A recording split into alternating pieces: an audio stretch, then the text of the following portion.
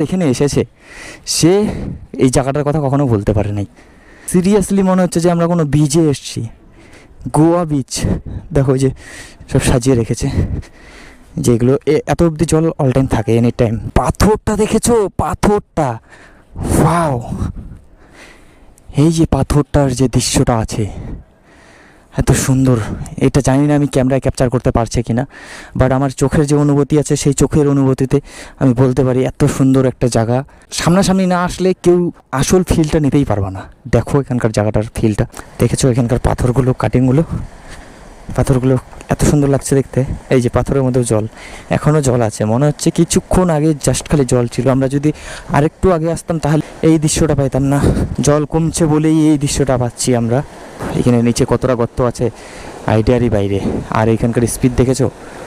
কি স্পিডে যাচ্ছে জলটা, মানে সামনে যে কেউ আসলে তাকে একদম আরামসে টেনে নিয়ে যাবে। এখানকার অনুভূতিটাই আলাদা পাচ্ছি, মনে হচ্ছে এখানেই থেকে যাই। তোমরা সেবকের যে মন্দিরটা আছে, সেবক মন্দিরটা পার হবা, সেবক মন্দির পার হওয়ার পরে ব্রিজটা পড়বে, ব্রিজটা পার হবা, ব্রিজটা পার হয়ে সোজা চলে আসবা। সোজা চলে এসে আমি যে গাছটা দেখিয়েছিলাম তোমাদেরকে, সেই গাছটাকে মনে রাখবা গাইস। আমরাও কিন্তু সেম ওই গাছটাকে ফলো করে এসেছি।